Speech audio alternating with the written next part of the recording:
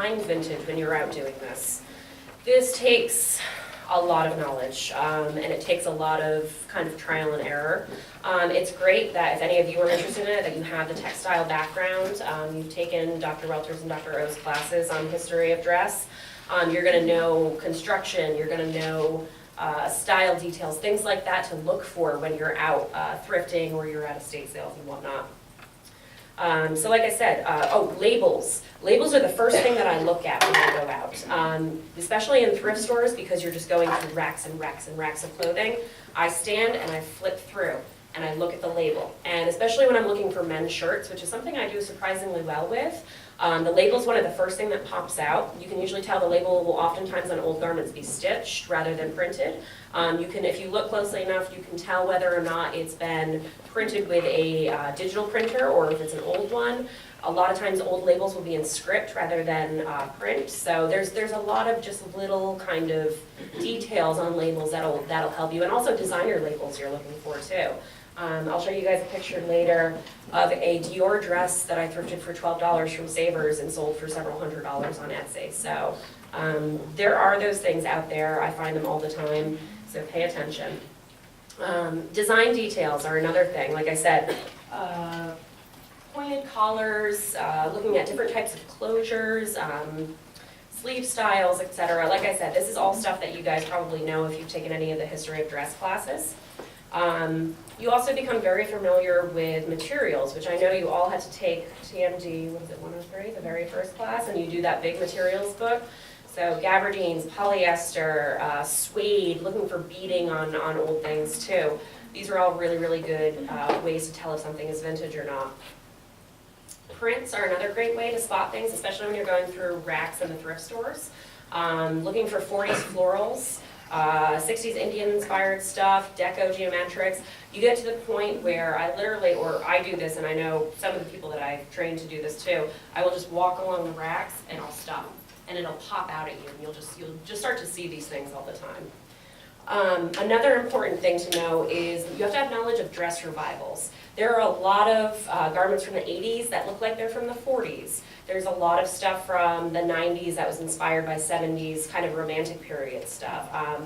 Actually, it's funny now, because 90s is considered vintage, that stuff's actually back in style. So you can sell the 90s does the 70s as new vintage. So I'll show you guys a skirt that I have that's from the 80s, but it looks like it's from the 40s. But it's still great and still kind of tacky, which I love. So many women have tried this skirt on, but it's just really, really itty bitty at the top. I'm trying to think. I don't think I have any other ones like that. But yeah, so you just want to make sure that the stuff that you're grabbing, if you're going to sell it as something from the 40s, make sure it's actually from the 40s, especially if you're selling online, because misinformation, it's going to affect your feedback levels. Okay, 4 golden rules of buying vintage for resale. Just because it's old doesn't mean it's good. When I first started out, would buy anything polyester, anything, I just had the worst stuff. And I look back now and I'm like, why did I even, this is tacky, this is awful. And I still have boxes full of some of that stuff. Some of my friends have taken it off my hands and wear it almost as a joke. But for the most part, it was just really bad stuff. Don't buy it just because it's old. Make sure it's cool. Make sure it's unique in some way. Make sure it's kind of ugly or odd or funky, or it's going to be something that's going to make somebody stop and say, I want that in my closet. Be patient with yourself. If you are going into this and you're just starting out, you're going to make a lot of mistakes. You're going to end up with boxes of ugly polyester shirts that no one wants to buy. You'll lose money, and it's fine. It's how you learn and how you expand your knowledge base. And it's going to be like I said, it's going to be a learning process. Never turn down an offer to take stuff or look at some old stuff that was my mom's.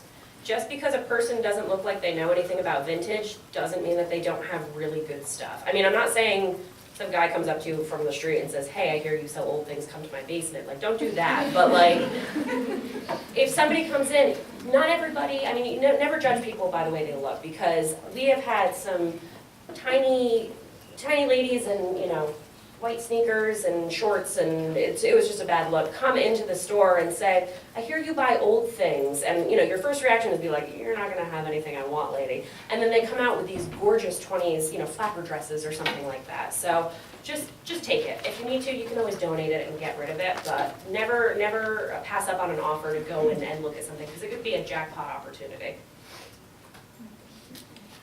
You are not buying for yourself. You have to keep your buyer in mind, and I know that they tell you guys this in merchandising too. Don't just buy stuff to fill your wardrobe or your closet. Don't do this all the time anyway. I do it all the time. Most of the stuff on that rack I've worn before, and that's the great thing about vintage reselling, is that you can buy it, you can wear it, you can get sick of it, and then you clean it and you give it to somebody else. But you do have to keep your customer in mind, and you do have to keep your demographic in mind. All right, so now I'm going to talk to you guys about the actual process of selling vintage, both online and in the real world marketplace.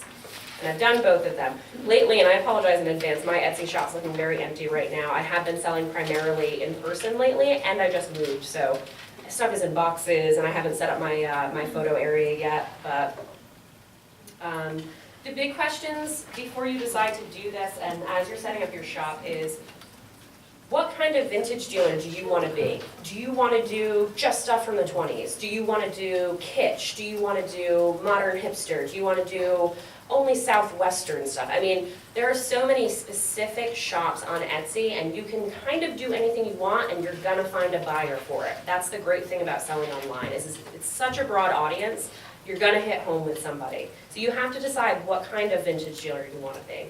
Then you have to think about your demographic, because this is how you're going to do things like set your price point, pick your models for your photo shoots, what's going to appeal to the people who are going to buy the stuff that you have to offer. Are you going to sell online or in person? And we'll go over the advantages and disadvantages of both over the next few slides. But this is a really big, and this took for me, I sell online still because it's great, I can reach a wide audience, but I've realized that I really like selling in person more. I like the interaction of it, and eventually I'd like to have my own shop. That's not in the cards right now, and I've got too many projects, but that would be ideal for me. And then probably just sell some other things online as well. And also, where are you going to source your vintage? Like I said, I try not to buy from nonprofit thrift stores, or from profit thrift stores. I also will not buy from the Salvation Army, but that's based on my own ethical beliefs concerning some policies that they have. Will you go to estate sales? Do you want to get up at 5 or 6 in the morning and stand in line in the cold for 2 hours? This is really going to affect your product and the inventory that you have. So you have to really think about these things before you get into it, because this becomes a full-time thing very quickly. Okay, so what does it take to be a vintage dealer? Time. Lots and lots of time that you have to have. People, a lot of times, will have a full-time job like I do and say, oh, I'm just going to sell stuff online on the side. This is a full-time job, selling online. It is one of the most time-consuming things I've done, and one of the most tedious things I've done. The buying part is great. That's fun. You get to go out and find all this neat stuff, and you get excited about it. But then you take it home, and you actually have to go through the process of getting it someplace where people can see it so they can buy it. You have to have really good time management skills. A lot of times these listings will take a lot longer than you realize. There's all sorts of things that come up, customer inquiries, issues with shipping, things like that. So you have to be really, as I said lower, but down there, ability to adapt and be flexible, but also be able to manage your time well. If you are someone who's not good with discipline and self-scheduling, as I'm very rapidly discovering I'm not, this is probably not the best idea for you. You also, like I said, you have to have patience. You have to have patience with yourself, you have to have patience with the process, you have to have patience with the customers, which is very difficult sometimes, but anyone who's ever worked in retail, anyone who's ever worked in sales knows that this is necessary. You have to have knowledge. You need to know the brands, you need to know everything that we talked about so that when you go out and you buy, you're making informed decisions. You also have to have a passion for this. I really, really love vintage, and I really love selling it, and I love talking to people about it. And if I didn't, it would be really difficult to do this every day. To work in a thrift store, to go through the racks, to spend hours of my time looking for stuff, uploading stuff. You have to have money, you have to have starting capital, just like you do for any business. And like I said, sometimes you're going to spend a lot of money on stuff and it's not going to sell, so you have to be prepared for that. You have to have a tough skin. Like I said, it's very competitive, this business. I've had some not very nice things said to me, waiting in line to get into estate sales, usually because I'm the youngest person there by about 20, 25 years. And I get, you don't know what you're doing, what are you doing here? Go home, girly, you know, things like that. So, oh yeah, people aren't here real nice. Which is not what you want to hear at 5 o'clock in the morning when you've been standing in line, but you do have to be able to stick it out. So you have to have a little bit of courage and perseverance, and sometimes make decisions about garments, like, do I want to spend the money on this? Just do it. You have to have a sense of adventure, going out and digging through all this stuff. You have to have an open mind. Like I said, somebody might come up to you who looks like they know nothing about vintage, and you might think they're not going to have anything, but they really can surprise you. And I'm consistently surprised by people and the types of people who come in to buy and resell vintage. As I mentioned, you have to have the ability to adapt and be flexible. And you have to be a little bit crazy to want to do this, but it's worth it. It really is. Okay. So I'm going to talk about selling online and the different platforms for doing that.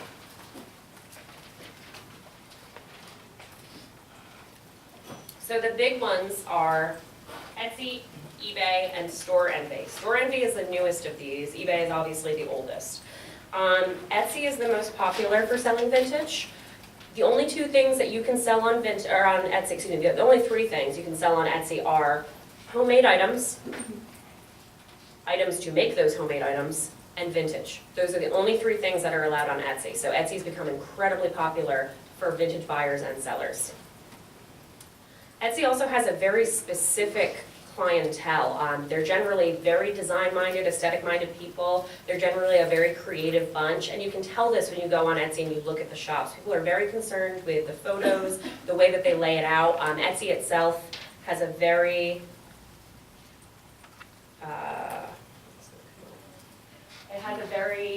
design-minded homepage. It very much looks like a blog or a Tumblr that you might say. It's very, very intuitive and easy to shop through. So it's funny because eBay used to be a hot mess, and they are trying more and more. Oh, it's not going to work. There we go. eBay is trying more and more to kind of take on a design-minded Etsy feel to it. And you can actually see this. As you can see, they're starting to like put items together from different shops and have groupings, and they pretty much have mirrored Etsy's layout on the front page there by doing these kind of like little blog or Tumblr style. Excuse me. Okay. So with Etsy and eBay has a much wider audience. More people use eBay and are aware of it, primarily because the types of things you can sell on eBay are just all over the place. So it's a larger marketplace, and they're less concerned with design within the actual shops. It's not as pretty as Etsy, but it is, it's a much broader base. The newest one that I've been seeing pop up a lot is Store Envy, which allows you to build your own store. So essentially you can use it and they'll promote you, like people can search for you through Store Envy, but you'll be your own little page, your own little web page. People won't be shopping within Store Envy for your stuff. This requires a lot of self-promotion though. You can't just kind of make it and expect people to find it like you might on Etsy. Like Etsy will sometimes spotlight people and kind of promote them for themselves, but Store Envy requires you to kind of go out and push your own stuff. So I'll show you Store Envy quickly. Yeah, so Store Envy, like I said, is really, it's the most customizable of all of these.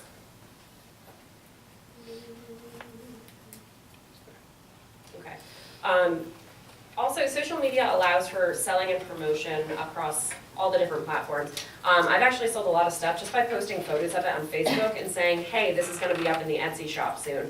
Before I even write up the listing for it, it's sold off Facebook. So Facebook's also great because people can like your page. You can make them aware of it. They can share it. Tumblr is also another really, really big tool that people are using to sell vintage and promote themselves. There's a huge fashion community on Tumblr, and it's very, very easy to reblog people's or share people's content. So you're seeing a lot of links kind of passing between, and also people just posting pictures of things they have on for sale. I don't know if it's pronounced Wanelo or what, does anybody use this? Wanelo, okay, so which is short for want, need, lug it, of course you guys all use it. So, it's an application, which I don't have, just to admit, I don't have a smartphone. I'm just gonna put that out there. It's an application for people to share popular shopping sites or places where they go, and they can share like Etsy's and things like that too. So these are all really great tools for promotion. Okay, so I'm actually going to talk about the process of selling online. You need to make decisions about your shop. What is your name going to be? What is your logo going to look like? What kind of inventory are you going to put in there? When Mary Elizabeth and I started this, we decided that we wanted to primarily focus on mid-century kitsch. Okay, so stuff that was a little bit ugly, but kind of like fun and retro, and a little bit Mad Men, but a little over the top. So we went with that, keeping that in mind, with our logo and our design, our font, everything that we chose, the colors, we wanted to go with that mid-century theme. We also, depending on what you're selling in your shop, you need to decide on your price point. This is very important, and it goes back to that whole dealer community that I talked about. You don't want to undercut people, but you also don't want to make your prices so outrageous nobody's going to buy them. And you also have to keep in mind when you're buying stuff, you need to make a profit off of this, okay? I generally will not buy something that I can't resell for at least 3 times more. That's a pretty good rule of thumb with vintage. You've got to inventory your items, you've got to keep track of stuff. If somebody buys a pair of boots and they say, I need these tomorrow, you need to know where they are or else you're going to lose that sale and it's going to result in negative feedback. You need to take measurements of every single item that comes through, and it's usually a full set of measurements, not just chest, waist, and hips. You've got to do the back seam. And this is the problem with selling online, is that you need to be very specific about details so that people will know, is this going to fit me? Am I going to get it home? And it's going to be, because there's not really any return on Etsy. So like I said, I apologize, my shop is pretty empty, but I'll show you guys a few things I've got in there right now. So good example. This coat, I'm selling it for $78. I bought this for $7, I want to say, and it's a beautiful, perfect condition men's 1960s suede coat. A friend of mine that modeled this is still after me to buy it, but I won't sell it to him. They don't want to pay as much as I want. But yeah, so that was my shop. Like I said, you're going to take measurements, and then the most time-consuming thing you'll do for your online shop is photograph your items. Especially if you're selling on Etsy, don't just take a picture of it on a hanger and put it up in the thing. People won't buy it. They'll take one look at the outline of your shop and they'll be like, there's nothing here that I want. People want the entire lifestyle behind it. They want a little photo shoot. They want to see someone wearing the garment, but then they also want to be able to see the details of it. So I'm going to show you guys some of the photos that I've taken, and there's Miss Megan again. You really need to keep in mind the model that you're using for the type of demographic that you're selling for too, and also the types of clothing that you're putting on the model.